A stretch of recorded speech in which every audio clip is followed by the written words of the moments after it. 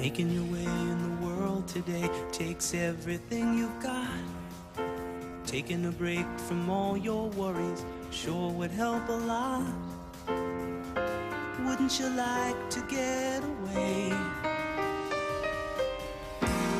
Sometimes you wanna go where everybody knows your name.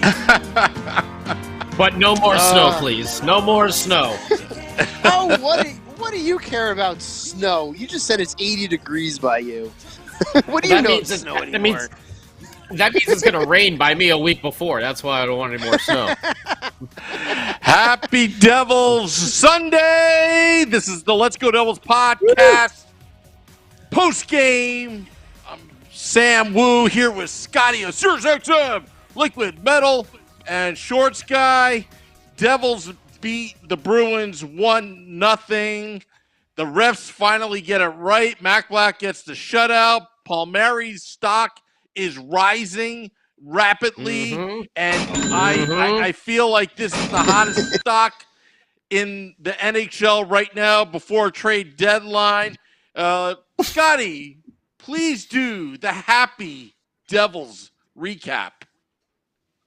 All right, we're going to go through this. This was a great game today, very entertaining, not a lot of scoring, but when it happened, I hope that every single Devils fan, you ready, Sam Wu? You ready over there, hot hands? I hope every single Devils fan was thinking... Hold on a sec. There we go. There we go. Woo! Kyle Palmieri off of Ty Smith's shot. You know, I think Palmieri used the old backside there to deflect the puck into the net for his seventh, raising his stock value. Ty Smith, his 17th assist. Jesper Bratt, his 14th assist. Beautiful goal right there. And take a note of this. You know, Ty Smith, if we were in a regular 82-game season, I did a little math. Right now, he's at 19 points. If we did a little math in a regular game season, to be on pace for 47 points. So just think about that. Ty Smith doing really well there, his 17th. But the real star of the game, obviously, Mackenzie Blackwood. Huge performance from him. 40 saves for the Blackout. Mack Black. And let's not forget, on the other side as well, Yaroslav Halak, who got the third star. Obviously, Mack Black got the first. Palms got the second. Halak just always seems to play the Devils so well, whether he's with, you know, he's a journeyman from the Blackhawks to the Canadians. I think he was on the Islanders for a little while. He always seemed to play us real well against, you know. He was in the Blues for a little while, too. He was on the Blues, too. He's always seems to bounce around, but he always plays very well. He had another strong game. Shots on goal, Devils 12, 5 for 29. Bruins 9, 14, 17 for 40. Let's see here. Face-offs, woo! Boston took us 64 to 35%. Power plays, both. They're one of the best in the league. Oh, yeah. Power plays was the power outage, 0 for 4 on both sides. Hits 23 to 18, not too bad there. Giveaways, some bad giveaways. One by Jack Hughes, one also by Ty Smith, where he pseudo recovered on it, but 12 to 5. And we were also 2 for 3 on questionable ref reviews today. We got 2 out of 3. After that first one, man, was I steaming. When they, you know, did the review of the Kuokkanen penalty, you know, I'm like, can they review that? Can they just do that? You know, it seems like that's a little like after the fact, but they did. Okay. But then we had 2 of them go our way, especially the last one there, which was, both of them were the correct calls. Mack Black's glove was down on the puck. It was. You know, going to freeze it. And was it Bergeron? I can't remember who it was. That was they were literally, someone had commented on it as well. They were literally pushing Mack Black with their stick as well. That was Krejci. That was Krejci. He was pushing. He was literally pushing Mack Black into the net. That was goaltender interference, no matter what. And holy Hanneman, Mack Black, you now have the highlight reel save for the rest of your career. That's got to be save of the year, save of the century right there. Right, just like trickling over the goal line and kicking out that leg. Oh my, Shorts guy. As a goalie, I know you've had to dream about that situation. Oh yeah, and those are the fun saves to make. The saves where you're actually taking a goal away from someone that thinks that they're, that right there was basically a goal. And then Mack Black, if you watch the replay though, Mack Black shifts and his eyes track the puck all the way, and his ability to track that puck and at the same time simultaneously get that leg over there, and more specifically get his toe over there in time. That's just killer puck tracking, and then getting those long legs. I mean, now we're seeing the absolute advantage of his long, lanky body. That and kick those out. saves are, Ooh. yeah. Ooh. Those saves are so fun to make when you know that you've absolutely robbed another player of a goal, especially in that situation with like I think at that point it was 8 seconds left in the game, having just had that goal turned back for the Bruins. So we're getting saved there, and then to basically be the reason the Devils go on to win is great. That's a phenomenal save, and I'm going to disagree. I hope that is not the save of his career, because I want a long career where he makes a lot more of those types of saves. Even more. Yeah, I want a nice long career, and it's, he seems, I don't know. It seems to me like maybe Mack Black thrives under the high shot situations, because it seems to be like some of his best games were very. I mean, I know the Devils defensively have let up a lot of shots in a lot of games, but it seems to be like he thrives a little bit in those really shot heavy games. Like tonight having 40 saves. Specifically that game against the Rangers where he had like 50, or the Devils had let up 50 shots. I can't remember exactly. I'm going to look now. I should know this, but he seems to thrive in those games, which is great, which is what we want. Yeah. So I like to interject. Well, I just like to say, I hope, just real quick about Mack Black, I hope in the post game, because it was on the national broadcast today, so the Preds and Blackhawks are on right now. Blackhawks are rocking their awesome retro jerseys. But I just hope in the post game, when Mack Black gets asked about that save, he just goes, "Yeah, I had him all the way."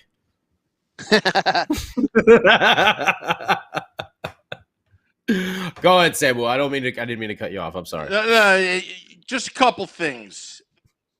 The no fun zone was there.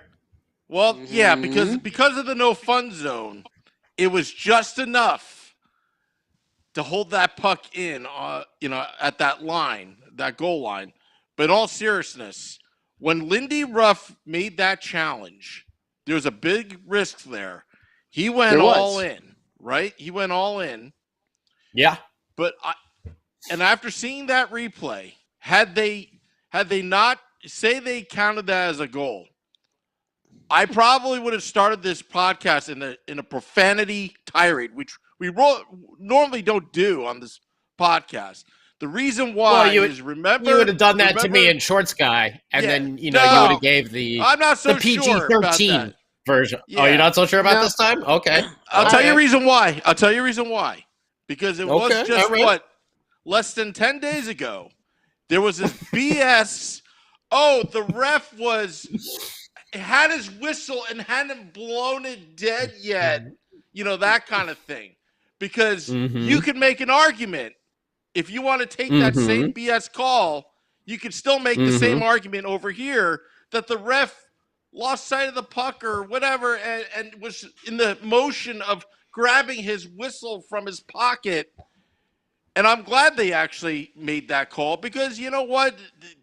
It was interference. Now, that puck on the line, that was a little bit too close for me. It could have gone had him all the way. Had him all the way. No, you could really see it. Literally, it never really broke. Like even on the above angle, and even when if you stop it, I don't know what the hell Pierre Maguire was looking at or talking about half the game. I was like, oh man, I wish he was sucking up to Ray Shero the entire time. Man. Oh, you notice that?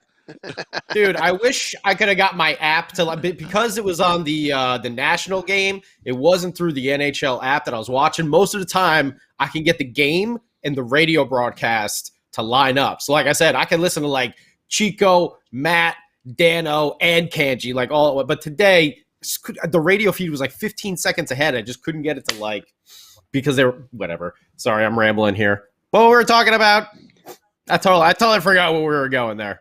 No, we were talking about that puck. Sam was complaining about it. Yeah, but you know what? Because the reason why I say that it could have gone either way is because we've been hosed all year with the situation room in Toronto. Right. That's why. No, totally. It was close enough for them to overturn it. You could not put a puck any further without it actually crossing the line. Like it was literally like on its near side on the edge of the goal line. Like you could not probably place a puck any more like on the line than it was like at that moment. It was just completely perfect timing. One of those that's what I'm saying. That save is going to be shown for years and years and years. It's one of those, I hope you watched it. Hey, everyone out there on Facebook, Omar, David, Daniel, Stacy, that's some Will Wowman. Hey, return my text there, Will Wowman. Michael, Coastal, Joey. That was like a little piece of hockey history right there. That save is going to get reshown over and over and over again. Owen on YouTube Live says bonkers. Art Heaton says, wow. Yes, but what do we get for Palms? And that save was crazy.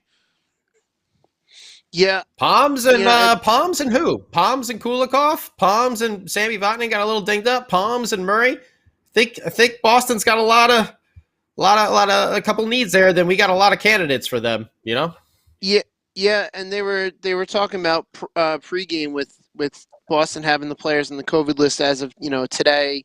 That they're not a very deep team, so we may be in the driver's seat as far as that trade is concerned.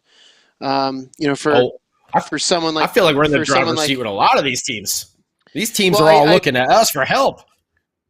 Oh no, they are, but I think Boston in particular, with not having or having more of the need for the for that type of player, that it's going to be something that we'll hopefully take advantage of, and hopefully get something decent in return in order to let Palmieri go, to let a great character guy go.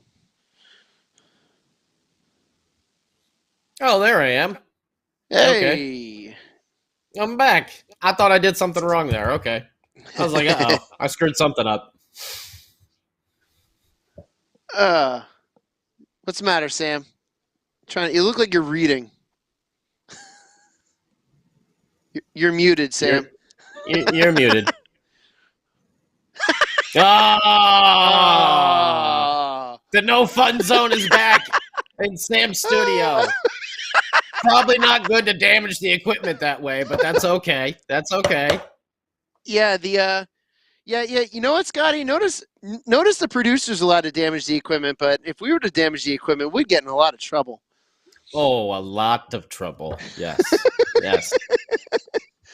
Producer would not be happy with us. No, that was almost like that was almost like Taylor Hall taking that puck to the face right there. That poor microphone, just like whoosh, getting thrown out there. Oh, we'll have to see on the big show if that microphone's still working. But Mack Black, what an incredible game by him. Good to see. Agreed. Confidence rebuilding. You know, he's had a tough year. We know that. First one to go down on COVID before the big shutdown happened. And it's been rough. It's been up and down with him. It hasn't been consistent. But today, like you said, maybe it is something with the more shots keeps him, quote unquote, mentally in the game a little bit more and a little bit more focused on what's going on. Maybe it's just the Bruins. Like, maybe he's not at that point. Like he Well, plays down to his competition sometimes. And other teams like he may struggle against, and then the Bruins, or the Caps, he's I got to do this because it's it's Ovi, it's Bergeron, it's these big guys, it's Pasta, like it's these big dudes that are coming at me, and I get myself psyched up more. What do you think? I don't know. Because the last game that we beat Boston 1-0, Wedgwood was in net. So I don't know how much. Let's see. Let's look at the other Boston games. The 2-1 win. Let's see. 2-1 win. Who was in goal? Yeah, Mackenzie Blackwood was in that 2-1 win. I'm not sure because it's kind of hard to say when you see someone so when you see inconsistencies like this. It could potentially be the team. It could potentially be just an odd mental thing because sometimes you can, when you're playing goals, sometimes you can have a phenomenal game and then 2 days later, just all of a sudden you're like, I can't remember how to make a save. Like just everything goes by. It's just when you're inconsistent or it's hard to explain. It's really hard to explain. There's a whole mental facet to playing the position. It could be the teams that he's going up against. It could be it's Boston. It's away. This is like a big challenge to him. It could also be the shot totals. I've played in games where shot totals have been super high and you don't have time to think. All you do is react. Those are actually the really easy games to play because you're not overcomplicating things. So he had 17 saves in the third period. So it's a lot of work, but there's not a lot of time to think, and you're just kind of doing what you do naturally. You're playing goal. So that could be potentially, that could potentially be an explanation. I don't know. It's if I knew. And I can give an example. I would not be here. I'd probably be coaching somewhere in the in a high level of hockey. So, touche. Yeah. All I can tell you from being in the crease is that there are teams that mentally you're like, all right, this is going to be a good game, and then there are also teams where you just have this. Sometimes you just have this mental block against that you just can't do well. We had. An example of sometimes goalies that just play well against a team. Chris Terrera used to be the old Bruins killer years and years ago because he was just, whether it was familiarity with the smaller ice surface at the Garden or he just happened to just do really well against them. I don't know, but yeah, it's just sometimes you run into that in a season where you're great against some teams and other teams they just give you so much trouble. Well, I was very happy today to see Nick Merkley back in the lineup. I thought we saw some good stuff again from Ty Smith. It's amazing the way he gets his shot through. And that is, preaching to the choir here about, his point totals. If we were doing a little assessment of it, right now, 33 games, he's got 19 points. You do some math in a regular 82-game season, that comes out to about 47. He's on pace for about 47 points, which for your rookie year is great. It's great. Can you imagine having if he adds like 13 to a total like that, we get like a 60-point defense? Hey, whoa,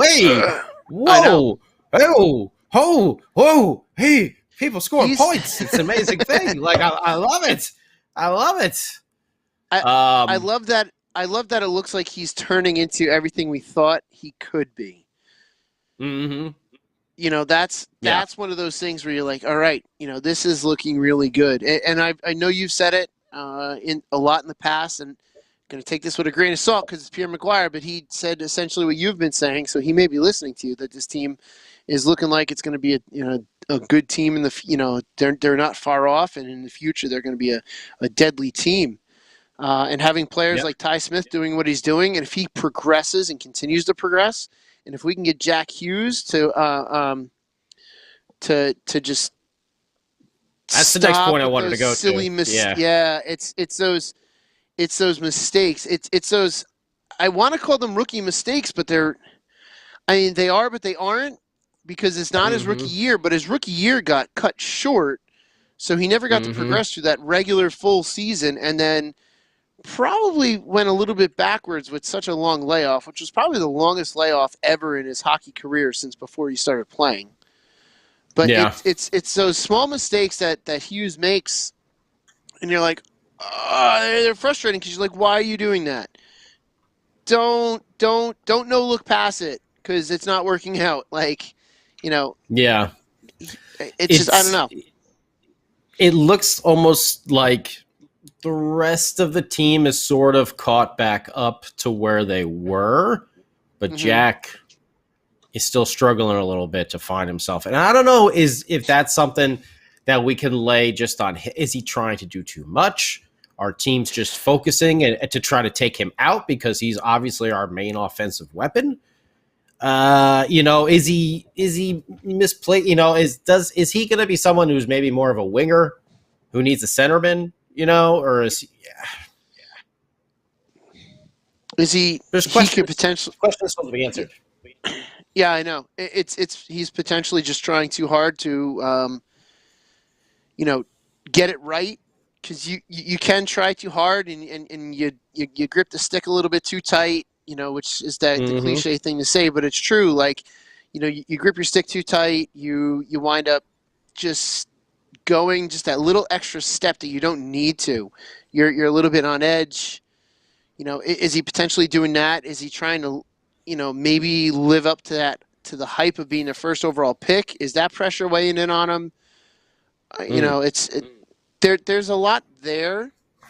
Obviously, we can't get into his head to see what it is, and the coaching staff, I'm sure, is having conversations. I mean, he only had 11 minutes against the Caps the other day, so he got benched for a good chunk of that game.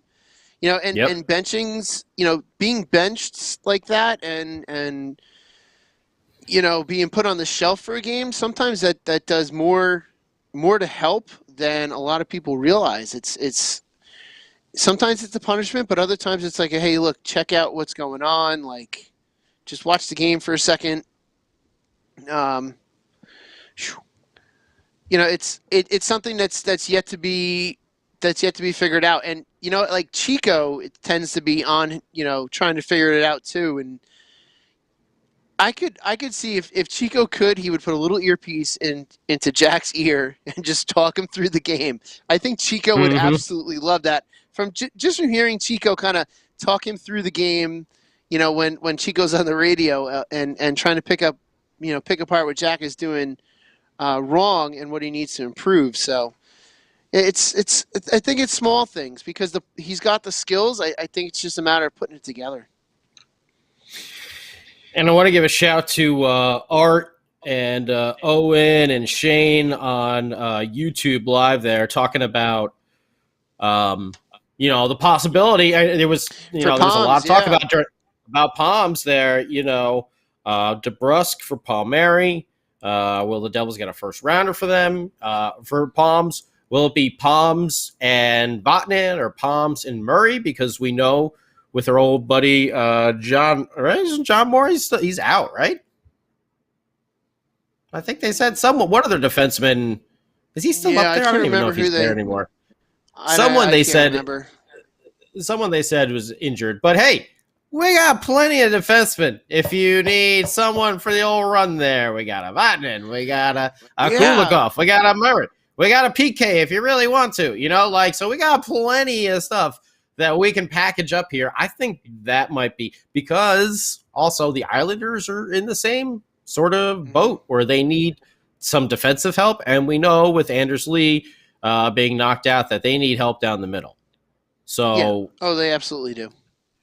I really feel like two of the three, Kulikov, Murray, Vatanen, I feel like we're going to have two packages. The Palms and Zajac at the heads of both of them, and then the two defensemen in there as well, which I'm kind of liking, because then I think that's more value. Maybe we get more in return. That would be nice. Yeah, I mean, because really we should be focusing on the highest return, the highest possible return we can get. You know, it's tough to see these players go, but you know, it's one of those Creates things a we spot need. for some of our It youngsters does. coming Oh up. no! Without a doubt, it does. Without a doubt, it does. And it gives us more to build towards the future. And again, with I know a lot of us really like Palmieri and Zajac, but with them being, you know, UFAs, for them to potentially, you know, come back in the summer, you know, that's there. I know, and we talked about this too the other day on the post game. You know, Palms right now is making 4.65. He's obviously going to be looking for a raise. Oh yeah, you know, it could be one. It's potentially his. Are you his willing to last go real over? shot. Are you willing to go over $5 million for him right now? Per? I still stand where I was last. I think it was last week where I said you give a 1-year performance base, and then you go from there.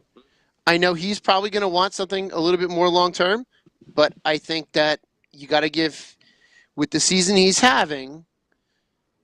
I think it's smarter to give him that 1-year performance base. Say, hey, let's see what you can do in a real season under, you know, conditions that are not so weird. And then we'll talk further.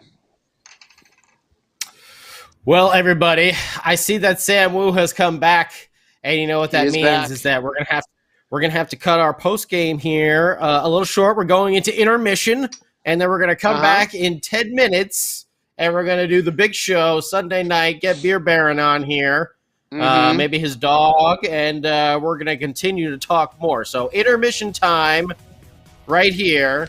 Sam, was your microphone okay? Yeah, it's fine. Can you hear me? Oh, it still works? Okay, Yay! all right, good. We just want to make sure. All right, he's back. The No Fun Zone with Sam Wu. We'll see you in 10 minutes. Till next See you in 10 time, minutes. let's go Devils.